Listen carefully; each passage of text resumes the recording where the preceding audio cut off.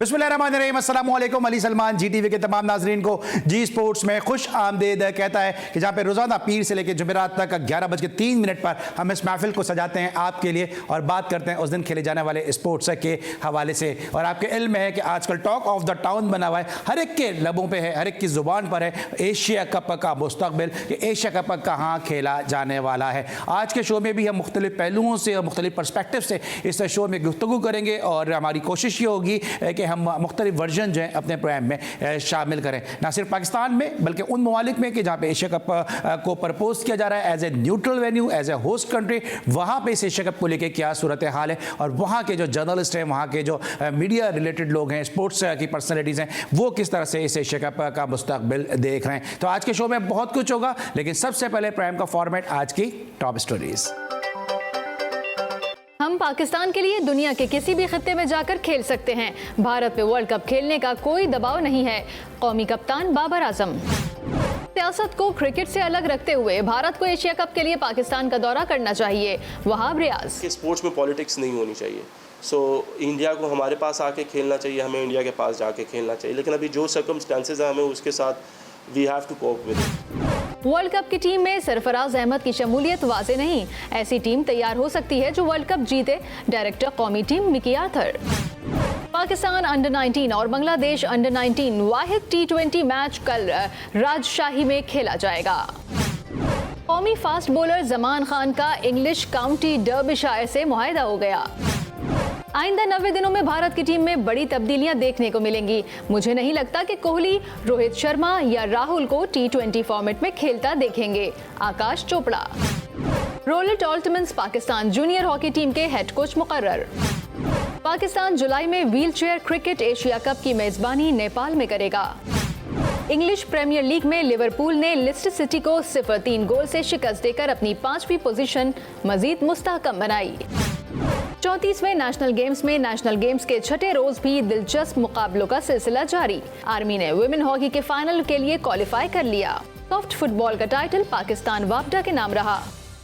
जी नाज़रीन, ये थे आज की टॉप स्टोरीज और गाहे बगाहे हम आपको 34वें नेशनल गेम्स के हवाले से भी आगाह कर रहे हैं और कल भी हमने 34वें नेशनल गेम्स के हवाले से आपको अपडेट किया था और आपने हेडलाइन में भी देखा 34th नेशनल गेम के हवाले से। लेकिन अब हम बात कर रहे हैं एशिया कप के बारे में और एशिया कप के बारे में अपडेट देने के लिए पाकिस्तान क्रिकेट के हेडक्वार्टर लाहौर से मेरे साथ इस वक्त मौजूद हैं ज़ीशान नवाज। जी ज़ीशान, बताइएगा कि इस हाइब्रिड मॉडल को बांग्लादेश और श्रीलंका ने एक्सेप्ट कर लिया है और they are ready to come in Pakistan and they are willing to play in Pakistan. क्या अपडेट है इस हवाले से? जी बिल्कुल, पाकिस्तान क्रिकेट बोर्ड ने जो एशियन क्रिकेट काउंसिल के इजलास में हाइब्रिड मॉडल पेश किया था उस पर बांग्लादेश और श्रीलंका ने ग्रीन सिग्नल दे दिया है। दोनों ममालिक को पहला राउंड के खेलने के लिए पाकिस्तान में कोई भी एतराज़ नहीं है, जबकि ज़राए का कहना है कि दोनों ममालिक बांग्लादेश और श्रीलंका ने के क्रिकेट बोर्ड ने पाकिस्तान क्रिकेट बोर्ड को वज़रिया ईमेल यकीन दहानी करवाई है कि वो पाकिस्तान आकर खेलने के लिए तैयार है, जबकि BCCI और PCB के दरमियान कोई ताहाल राब्ता नहीं हो सका। जबकि एशियन क्रिकेट काउंसिल का आइंदा चंद रोज़ तक इजलास होना है दुबई में, जिसमें तमाम जो एशिया के ममालिक हैं क्रिकेटिंग ममालिक वो शरीक होंगे, जिसमें ज़राए के मुताबिक ACC के सरबराह जे शाह भी इजलास में शिरकत करेंगे, जिसमें PCB का नया जो तजवीज़ करदा हाइब्रिड मॉडल है उस पर बातचीत भी होगी। जबकि एशियन क्रिकेट काउंसिल की अंदरूनी इजलास के बाद हतमी इजलास भी बुलाया जाएगा, जिसमें हतमी फैसला किया जाएगा कि आया कि एशिया कप है वो कौन से ममालिक में होगा। पहला 2 राउंड में होता है या फिर पहले राउंड में एक ही राउंड में होता है, पूरा पाकिस्तान में होता है, पूरा बाहर मुल्क में होता है, किसी का दूसरे मुल्क में। तो इस पर भी हतमी फैसला किया जाएगा। जी ठीक है, thank you so much. Zeeshan Nawaz हमारे साथ मौजूद थे और अपडेट कर रहे थे अमेरिका के हवाले से। लेकिन आज पंजाब के जो स्पोर्ट्स मिनिस्टर हैं, पाकिस्तान के इंटरनेशनल क्रिकेटर हैं, टेस्ट क्रिकेटर वहाब रियाज, उन्होंने भी इस हवाले से बात की है कि एशिया कप के लिए भारत को पाकिस्तान आना चाहिए और पाकिस्तान को भी क्रिकेट खेलने के लिए इंडिया जाना चाहिए। क्या कहा वहाब रियाज ने, आइए वो भी सुनते हैं। क्रिकेटर मैं ये कहूँगा या एज ए स्पोर्ट्समैन मैं ये कहूँगा कि स्पोर्ट्स में पॉलिटिक्स नहीं होनी चाहिए। सो इंडिया को हमारे पास आके खेलना चाहिए, हमें इंडिया के पास जाके खेलना चाहिए, लेकिन अभी जो सर्कमस्टेंसेज हैं हमें उसके साथ we have to cope with it. Afghanistan से खेलने गए हैं दुबई में जो उनका होम ग्राउंड था, तो अफगानिस्तान को भी आना चाहिए। इसमें तो ऐसा नहीं है कि उनको नहीं आना चाहिए, अफगानिस्तान को भी पाकिस्तान आना चाहिए, बल्कि एशिया की जितनी भी टीम हैं उन सबको पाकिस्तान आके खेलना चाहिए। जी नाज़रीन, आपने वहाब रियाज को सुना। इससे पहले आपने ज़ीशान नवाज़ से अपडेट ली थी कि एशिया कप के मुस्तकबिल के हवाले से। फिर पंजाब के जो स्पोर्ट्स मिनिस्टर है वहाब रियाज, उन्होंने भी इस मामले पर लब कुशाई की। लेकिन इस तरह हमने प्रोग्राम की इब्तिदा में कहा था कि हम मुख्तलिफ पर्सपेक्टिव्स आज जो है वह आपकी समातों और आपकी बसारतों की नज़र करेंगे। तो इस वक्त मुझे ज्वाइन किया है श्रीलंका से, श्रीलंका के रीनोन क्रिकेट कॉमेंटेटर और स्पोर्ट्स एंकर रोशन अबेसिंघे ने, और उनसे हम ये जानना चाहेंगे कि पाकिस्तान में तो बहुत ज़्यादा बात की जा रही है इस हवाले से कि जी BCCI ने श्रीलंका को as a neutral venue, as a host country जो है वो उन्होंने कहा है कि वहाँ पे किया जाए। तो सबसे पहले हम रोशन अबेसिंघे को यहाँ पे शो में खुश आमदीद करेंगे। Thank you so much Roshan for joining us in G sports. My first question is lot of uncertainties and confusion regarding the Asia cup, so what's going around there in Sri Lanka? With regards to the Asia Cup, I think, there is a lot of uncertainties and confusions. Nobody seems to know where we are going because certain number of countries appear to favor the Indian request. So it is a confusion. I hope that confusion will be quickly sorted because it's unhealthy for cricket. Okay, fine, Roshan. As we all know that BCCI is not willing to come in Pakistan and not ready to play here in Pakistan because a lot of uncertainties and confusion. And BCCI has proposed Sri Lanka as a neutral venue, as a host country. So, do you think that in all these circumstances, Sri Lanka is ready to host the event? As far as Sri Lanka hosting, I think Sri Lanka is more than ready. The reason is, when it was first offered to Sri Lanka, then there was so much of political chaos in the country, economic chaos. But now it seemed to have settled down. Now things are much better. And there was a time then when the Asia Cup was supposedly offered to Sri Lanka, or when they were supposed to, host it here. There were shortages of fuel. There were issues with electricity, energy. So all those things are sorted, and Sri Lanka also has good infrastructure in terms of grounds and also in terms of hotel facilities. So Sri Lanka is more than ready if they are actually given to host the event. Okay, it's an information for us that Sri Lanka is more than ready to host the event. But do you think if India doesn't come and play in Pakistan, and Pakistan is not ready to go at any neutral venue, and Pakistan has proposed the hybrid model, so without the inclusion of India and without the inclusion of Pakistan in Asia Cup, because we have seen in the past that there are so many times, I think more than 2 or 3 times that India has boycotted the event, Pakistan has boycotted the event. So what will be the significance of Asia Cup except India and Pakistan? I can't see any World Cricket Tournament without India or Pakistan. See, cricket today is losing its, I would say, other than T20 cricket, where there is so much of cricket, I get the feeling that people seem to lose sight or, lose count of the cricket that is being played. But having said that, considering the rivalry that both India and Pakistan has, be it in an Asia Cup or a World Cup, I think it's unthinkable. It's unthinkable to play a tournament, a world tournament, a major tournament, even a regional tournament without the two countries. All right, Najam Sethi, the chairman of Pakistan Cricket Board, has proposed the hybrid model. You are a well-known cricket commentator and a sports anchor. So how do you see the hybrid model? As for the hybrid model, it sounds a very interesting model, and I think it's worth pursuing, because there has to be a way out of this, because it's unfortunate that politics have taken precedence, and the politicians are making decisions and the sport is suffering, which should never be the case. I think sports and politics can never mix. It's like oil and water, they cannot mix, because sports is something that unites countries and they get nations nations and peoples together. So it's very, very unfortunate that due to the current political climate that India and Pakistan are not playing. So in that scenario, the hybrid model proposed by Pakistan is an interesting option. So if India comes into the final, see, that's the interesting one. If Pakistan is proposing to have the final outside Pakistan or a semi-final outside Pakistan, that's fine, because there's every chance that India could get to the final. So those are little things that needs to be ironed out.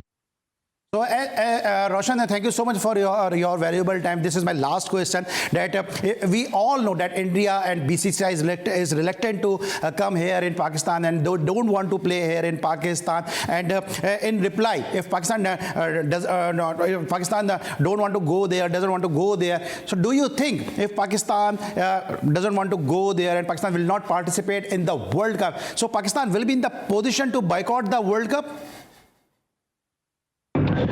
As far as boycotting, I'm not for that. No team should boycott any event, because let's not forget the decision is made by politicians and administrators. But who suffers?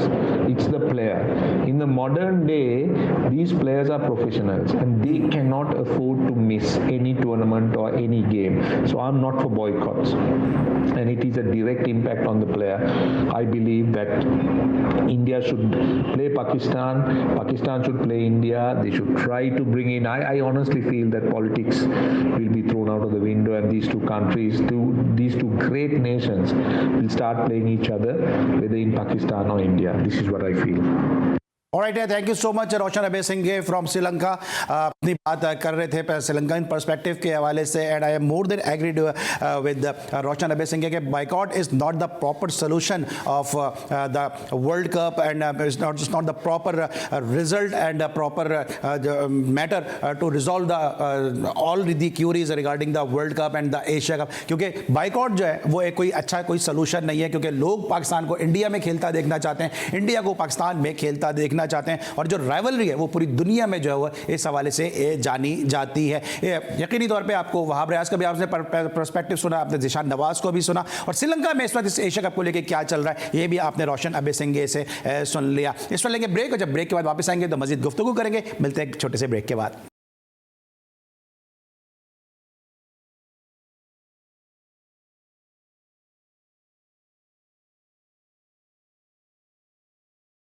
Welcome back after the break. और break पर जाने से पहले हम बात करते हैं Asia cup के मुस्तकबिल के हवाले से, और अब हम बात करेंगे पाकिस्तान की क्रिकेट के हवाले से कि इस वक्त पाकिस्तान की अंडर 19 टीम बड़ी कामयाबी के साथ मनाजिल तय कर रही है, और न सिर्फ सीरीज़ का वाहिद टेस्ट मैच जो मिनी टेस्ट मैच था वो अपने नाम किया, बल्कि वनडे सीरीज़ भी अपने नाम की, और कल राजशाही में सीरीज़ का वाहिद और आखिरी T20 मैच खेला जाएगा, जिसके लिए हमें ज्वाइन किया पाकिस्तान की टीम के फातेह कोच सबी अजहर साहब ने. सर, आपको सबसे पहले हम शो में खुश आमदीद भी कहते हैं और आपका शुक्रिया भी अदा करते हैं कि आप हमसे 1 घंटा आगे हैं, लेकिन उसके बावजूद आपने शो के लिए वक्त निकाला. सभी भाई, सबसे पहले बताएं कि इतनी कामयाबियां जिसकी कोई भी तवक्को इसलिए नहीं कर रहा था क्योंकि बांग्लादेश हमारे ही सॉइल पे आगे हरा के गई, तो आपने ऐसा क्या जो गुर दिया पाकिस्तान के नौजवान प्लेयर्स में कि वहां जाके वो उनकी परफॉर्मेंस का ग्राफ काफी बेहतर नजर आया? देखिए अली भाई, ये काफी जो है ना, थोड़ा सा हमने इसको साइंटिफिक तरीके से थोड़ा काम किया था. बिल्कुल आपकी बात सही है कि जूनियर क्रिकेट के अंदर, जैसे कि आपको पता है कि बांग्लादेश एक बड़ी स्ट्रॉन्ग टीम है. पिछले 1 साल से जो हमने सारे स्टैट्स वगैरह इकट्ठे किए, उनकी टीम की परफॉर्मेंस के, इनके वेन्यूज के, इनके प्लेयर्स के, तो ये हमें बड़ी अच्छी एक स्ट्रॉन्ग टीम नजर आ रही थी.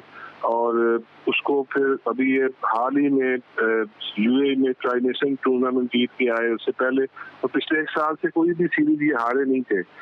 तो हमने फिर इनको पहले अपने प्लेयर्स के ऊपर हमने काफी काम किया, जिसमें मेरा कोचिंग स्टाफ, मेरे जो असिस्टेंट कोच उमर रशीद है, मैंने खुद, फिर हमारे साथ ट्रेनर, सब ने मिलके तो हमने बड़ा अच्छा एक प्रोग्राम डिजाइन किया. और ज्यादा काम अली भाई हमने इनकी मेंटल साइड पे किया. एक जो इनके अंदर एक बैरियर था माइंड में, जो कि वो शायद हम इनके मुल्क में आके, ज़ाहिर है इनके होम ग्राउंड से, होम कंडीशन, फिर यहाँ पे गर्मी भी काफी थी, तो हमने काफी जो है ना इनको मेंटल साइड पे काफी काम किया और इन्हें प्रिपेयर किया मेंटली कि हम जो है वो इनसे अच्छे हैं, हम इनको जीत सकते हैं. और कोई ऐसी चीज नहीं है और बड़ी अच्छी टैलेंटेड हमारी साइड है, बिल्कुल इसमें काफी सारे नए लड़के भी की इंडक्शन हुई हुई थी। अच्छा सभी भाई मैं इसमें आता हूँ, सभी मैं आता हूँ क्योंकि चूंकि पाकिस्तान के हालात कुछ ऐसे हैं कि थोड़ा सा शो का टाइम भी महदूद हो गया और आपकी परफॉर्मेंस डिजर्व करती है कि तफसील के साथ मैं आपके साथ शो करूँ, लेकिन आपकी परफॉर्मेंस को रिकॉग्नाइज करना बड़ा जरूरी था, इसलिए आपको आज हमने भले थोड़ी देर के लिए लिया लेकिन आपको हमें शो में ऑनर जरूर लेना था ताकि हम सब पाकिस्तानी कौम की जानिब से आपको प्रेस कर सकें। एक तो होती है जीत, लेकिन जिस तरह आप जीत रहे हैं कन्विंसिंग विक्ट्रीज है आपकी, क्योंकि आप बांग्लादेश को करीब भी नहीं आने दे रहे, मां सिवाय एक मैच के आपने जो आप मैच हारे हैं तमाम मैचेस आपने तकरीबन बड़े मार्जिन से जीते हैं, इसके पीछे क्या रास्ता? जी देखिए, असल में जो मेन चीज थी वो एक सेल्फ बिलीफ थी जो प्लेयर्स के अंदर जो है ना वो पैदा करना बहुत जरूरी थी, और जो कॉन्फिडेंस लेवल था वो थोड़ा सा हाई करने की जरूरत थी। और बिल्कुल आपकी बात ही 100%, जो मैच हमारे भी अली भाई वो भी अगर आप देखें तो हम वो क्लोज ले गए हुए थे, टॉस ने बड़ा मैटर किया था उसमें, जीत सकते थे। जी जी जी डिसीजन हमारे अगेंस्ट चला गया, अदरवाइज वो भी मैच हमने इंशाल्लाह जीत जाना था। लेकिन हमें एक बड़ी अच्छी पाकिस्तान की क्रिकेट के लिए, पाकिस्तान जूनियर क्रिकेट के लिए एक बड़ा अच्छा साइन है, और पाकिस्तान को अब प्लेयर्स को ये जितने भी प्लेयर्स खेल रहे हैं आगे वर्ल्ड कप की जो तैयारी में इस सीरीज में बड़ा अच्छा एक रोल अदा कर सकती है कि हमें जीत की थोड़ी आदत पड़े, और फिर कॉम्प्रिहेंसिव लीग अगर हम जो जीते हैं उससे भी मेरा ख्याल है हमारे प्लेयर्स का, टीम का मोराल काफी हाई हुआ है। ठीक है, और सभी भाई आपको किंग मेकर कहा जाता है, अभी अगर मैं नाम लेने बैठूंगा तो शायद प्रोग्राम का वक्त खत्म हो जाएगा, जितने प्लेयर आपने अंडर एज क्रिकेट से दिए, अंडर 9 क्रिकेट से दिए, अंडर 19 क्रिकेट से दिए, ये बताएं कि अभी बाबर आजम ने भी कहा कि वर्ल्ड कप में वो नौजवान खिलाड़ियों पर इन्हिसार करेंगे, इस वक्त कितने प्लेयर अंडर 19 की जो मौजूदा टीम है उसमें ऐसे हैं कि अगले 1-2 सालों में वो पाकिस्तान के लिए बड़ा ज़बरदस्त टैलेंट साबित हो सकते हैं? देखिए काफी सारे 4-5 प्लेयर ऐसे मैं जरूर कहूंगा कि ऐसे हैं जो भी आने वाले फ्यूचर में वो इंशाल्लाह पाकिस्तान टीम में उसको देखेंगे। टू बी ऑनेस्ट कभी ये कहना थोड़ा सा अर्ली है, मैं आपको एकदम से तो ऐसी प्रेडिक्शन करूं, लेकिन जिस तरह की अभी लड़कियों का माइंडसेट है और जिस तरह लड़के अभी खेल रहे हैं तो इंशाल्लाह आप देखिएगा कि अगले जो है ना साल के बाद 2 साल के बाद इसमें से काफी लड़के जो है वो पाकिस्तान के लिए खेलेंगे इंशाल्लाह। ठीक है, अच्छा सर भाई मेरे पास सिर्फ 20 सेकंड है, इसमें 2 सवाल जल्दी।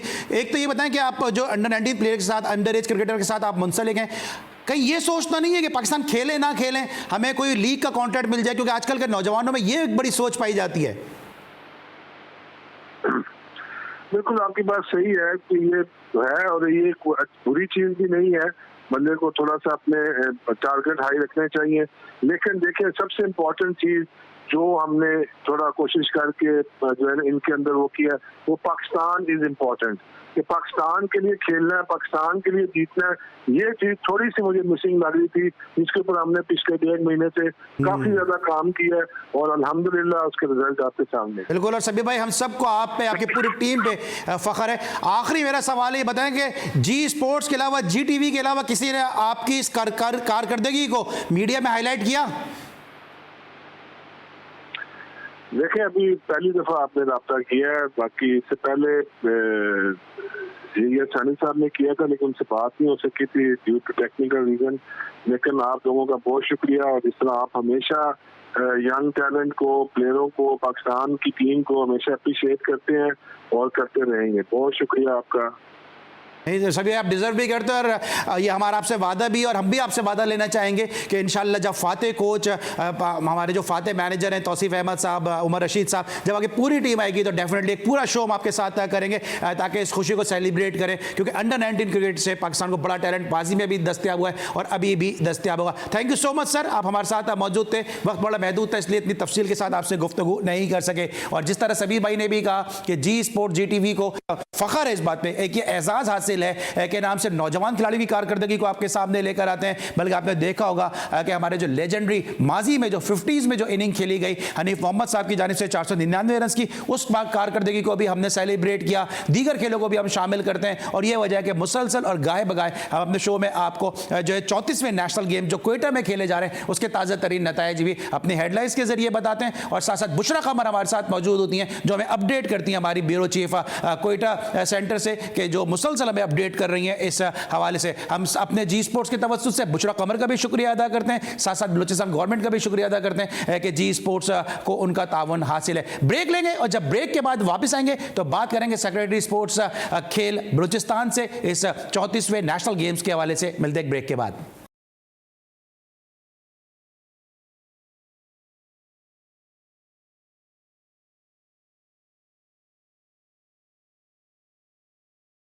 Welcome back after the break. और ब्रेक पर जाने से पहले हम बात करते हैं पाकिस्तान की स्पोर्ट्स के हवाले से, पाकिस्तान क्रिकेट के हवाले से, लेकिन साथ साथ आपको बताते चलेंगे बड़ी कामयाबी के साथ कोयटा में 19 साल के बाद नेशनल गेम्स खेले जा रहे हैं। 34वें नेशनल गेम्स इस वक्त बड़ी कामयाबी के साथ इसके इब्तिदाई राउंड्स खेले जा रहे हैं। इस हवाले से एक रिपोर्ट तैयार की गई है, आइए देखते हैं।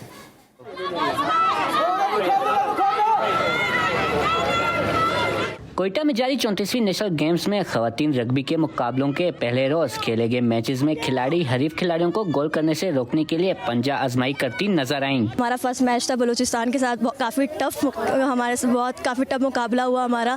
इंशाल्लाह ये मैच तो हमने विन किया, इंशाल्लाह और मैचेस भी विन करेंगे। खवातीन सॉफ्ट बॉल का टाइटल पाकिस्तान वापडा ने अपने नाम किया। शिकस्त खाने वाली टीम की खिलाड़ी अफसुर्दा और चैंपियनशिप नाम करने वाली खिलाड़ी खुश नजर आईं। हमसे भी ज़्यादा और अच्छी एक्सपर्ट टीम्स थी लाइक वापडा और स्पेशली आर्मी, तो काफ़ी कुछ उनसे सीखने के लिए मिला। 5 साल के बाद गोल्ड मेडलिस्ट हुए और credit goes to my coaches, management, all team member, सबकी एफर्ट है, सबकी वजह से हम आज गोल्ड मेडलिस्ट हुए। वीमेन हॉकी के इवेंट में पाक आर्मी और वापडा ने फाइनल के लिए क्वालिफाई कर लिया। कैमरामैन शहबाज अली के साथ मोहम्मद फैजान खान, GTV न्यूज़ कोयटा। जी नाज़रीन, आपने आज के मैचेस की अपडेट देखी और इस वक्त मुझे ज्वाइन किया है secretary sports Quetta honourable Ishaq Jamali sahab ने। शो में खुश आमदीद भी कहते हैं। सबसे पहले तो इसाक जमाली साहब, आपको बहुत बहुत मुबारक है कि आप बड़ी कामयाबी के साथ 19 साल के बाद कोयटा में जो नेशनल गेम्स का इनेकाद करवा रहे हैं, लेकिन कौन कौन से ऐसे चैलेंजेस थे जो आपको फेस करने पड़े? जी बहुत शुक्रिया, अल्लाह ताला की मेहरबानी से 19 साल के बाद बलूचिस्तान के लोगों को ये मौका मिला कि नेशनल गेम्स जो कि मुल्क का एक सबसे बड़ा खेलों का एक इवेंट है, इसमें डिफरेंट इवेंट्स है, बल्कि वो मेज़बानी का शर्फ बलूचिस्तान के लोगों को मिला। चैलेंजेस बहुत ज़्यादा थे। सबसे पहले हमें चैलेंजेस थे सिक्योरिटी के। जो एक तासुर था कि बलूचिस्तान में अमन व अमान की सूरत हाल ख़राब है, बलूचिस्तान में हालात इतने अच्छे नहीं हैं कि ये गेम्स कराई जा सके। एक तो ये चैलेंज था। दूसरा चैलेंज माली मुश्किलात का था। बलूचिस्तान गवर्नमेंट की फ़ाइनेंशियल पोजीशन भी एक ज़ाहिर इतनी अच्छी नहीं थी, जिसकी वजह से हम इतने खेलों के बड़े मुकाबलों का इनेकाद करा सकते। और तीसरा चैलेंजेस वेन्यूज़ को उस लेवल पे प्रिपेयर करना इतने कम वक्त में, और इतने कम वक्त के अंदर अपनी जो मेरी ह्यूमन रिसोर्स है उसको मोबिलाइज़ करना कि नेशनल गेम्स की तैयारी हम कर सकें, नेशनल गेम्स कंडक्ट करवा सकें। लेकिन अल्लाह की मेहरबानी से हमें हर तरफ से ताउन मिला। सिक्योरिटी इदारों का मैं ख़ास तौर पर शुक्रगुज़ार हूँ कि उनकी एक कमिटमेंट की वजह से उन्होंने जो अपना बहुत मेहनत से काम कर रहे हैं, जिसकी वजह से उन्होंने इस गेम के इनेकाद को पॉसिबल बनाया। हुकूमत बलूचिस्तान का, वज़ीर आला साहब का ख़ास तौर पर शुक्रिया, मिनिस्टर स्पोर्ट्स का ख़ास तौर पर शुक्रिया, चीफ सेक्रेटरी साहब का बहुत ज़्यादा शुक्रिया कि उन्होंने हर कदम पे जहाँ हमें माली मुश्किलात का सामना था उसमें उन्होंने हमें फ़ंड्स की अप्रूवल, जो एक बड़ा चैलेंज था, उस पर हमारी मदद की और बर वक्त फंड्स की। अच्छा इसाक जमाली साहब, ये बताएं कि अभी तो इब्तिदाई राउंड के मैचेस खेले, इससे बाकायदा और बाज़ाब्ता तौर पे इस इवेंट का इफ्तिताह होगा, तो इस तकरीब के हवाले से बताइए और कौन कौन से ऑनरेबल चीफ जो गेस्ट हैं वो इस तकरीब में रौनक अफरोज़ होंगे? जी सलमान, 22 मई को इंशाअल्लाह इस गेम की बाकायदा इफ्तिताही तकरीब होगी, जिसमें वज़ीर-ए-आज़म पाकिस्तान इस गेम का इफ्तिताह बाकायदा ऐलान करेंगे। हालांकि गेम्स पहले से शुरू हो चुकी हैं और 30 मई को सदर पाकिस्तान गेम्स को बाकायदा इख्तिताम और इख्तितामी तकरीब के मेहमान ख़ुसूसी होंगे। तकारीब बिल्कुल रंगारंग होंगी, सिंगिंग इसमें होंगी, लोकल फोक डांसेस होंगे, आतिशबाजी का मुजाहरा होगा, खिलाड़ियों के दस्ते आएंगे, सलामी होगी, ओथ लिया जाएगा खिलाड़ियों से और मशल रोशन की जाएगी इफ्तिताही तकरीब में, जो Ayub stadium complex football ground में है। तो मुख्तलिफ़ किस्म की रंगारंग तकारीब होंगी। हमने स्कूल के बच्चियों को भी उनके सेक्रेटरी और डायरेक्टर कॉलेजेस और डायरेक्टर स्कूल्स के थ्रू हमने इनवाइट करना है उनको कि वो भी आए सुबह के वक्त। हम कोशिश करेंगे कि ये सुबह के वक्त एक ऐसे टाइम पे हो जिसमें बच्चियों को आसानी हो और एक तकरीब में रंग भर दें हमारे स्कूल के बच्चियाँ और एक मेला सज जाए। बिल्कुल तकरीब होगी और हमें बड़ी खुशी है कि जी स्पोर्ट्स के तवज्जुद से आपने इस बात को रिवील किया कि जो 22 मई को इस तकरीब का आगाज़ हो रहा है उसमें प्राइम मिनिस्टर ऑफ पाकिस्तान जनाब शहबाज शरीफ साहब उसका इफ्तिताह करेंगे और फिर जो क्लोजिंग सेरेमनी होगी उसमें president of Pakistan doctor Arif Alvi साहब इसको तकरीब को ग्रेस करेंगे अपनी प्रेजेंस से। तो थैंक यू सो मच कि आपने हमारे शो से इस बात को रिवील किया। लेकिन साथ साथ जिस तरह भी आपने कहा कि जो है वो तकरीब जो है वो बड़े ज़बरदस्त तरीके से होगी, तो जी स्पोर्ट्स का हर मुमकिन ताउन आपको हासिल रहेगा। इसी तरह से काम करते रहिए और इसी तरह से जो है वो खित्ते के अंदर बलूचिस्तान के अंदर जो एक एहसास है महरूमी जो है वो स्पोर्ट्स के ज़रिए ख़त्म हो सकता है। इसी वाले से इसी तरह काम करते रहिए और आप हमेशा जी स्पोर्ट्स को और जी टीवी को अपने शाना बशाना पाएंगे। और हमारी कोशिश भी ये होगी कि हम इस इख्तितामी तकरीब को कवर करने के लिए आपके साथ लम्हा व लम्हा मौजूद हों। लेकिन साथ साथ जहाँ पे इतनी कामयाबियाँ आपके नाम के आगे दर्ज हो रही हैं, इतना ज़्यादा प्रेज़ किया जा रहा है पूरे पाकिस्तान में नेशनल गेम्स को, वहीं कुछ ना कुछ मनफी खबरें भी गर्दिश कर रही हैं। इनसे आप किस तरह निपट रहे हैं और ये तासुरात आप तक भी पहुँच रहे होंगे? देखें, एक बात है कि असूल की एक सादा सा असूल है और वो असूल ये है कि हमारी स्पोर्ट्स पॉलिसी के मुताबिक नेशनल गेम्स कराना पाकिस्तान ओलंपिक एसोसिएशन का मैंडेट है। सूबाई हुकूमतें इन गेम्स में उन्हें फंडिंग करती है, फाइनेंस करती हैं और ये गेम्स की अप्रूवल जिस तरह पाकिस्तान ओलंपिक एसोसिएशन देती है तो उसी तरह पाकिस्तान ओलंपिक एसोसिएशन के साथ जो खेलों से मुंसलिक फेडरेशंस हैं, फिर उन फेडरेशन से मुंसलिक जो खेलों की एसोसिएशन हैं सूबाई, अगर वो मुंसलिक हैं उन्हीं के थ्रू ही ये गेम्स होती हैं। लेकिन यहाँ स्पोर्ट्स में बदकिस्मती ये है कि स्पोर्ट्स राइवलरी बहुत ज़्यादा है पूरे पाकिस्तान में। एक एक खेल की मुतवाज़ी फेडरेशनें एसोसिएशनें बनी हुई हैं, तो हर कोई इतने बड़े इवेंट में मैनेजमेंट में पार्टिसिपेट करने में हिस्सेदार बनना चाहता है और उनकी ये ख्वाहिश होती है कि जो उन्हें एक अपर हैंड दिया जाए जिसमें वो ये साबित कर सकें कि उनकी एसोसिएशन या फेडरेशन एक जेन्युइन बॉडी है बाकायदा।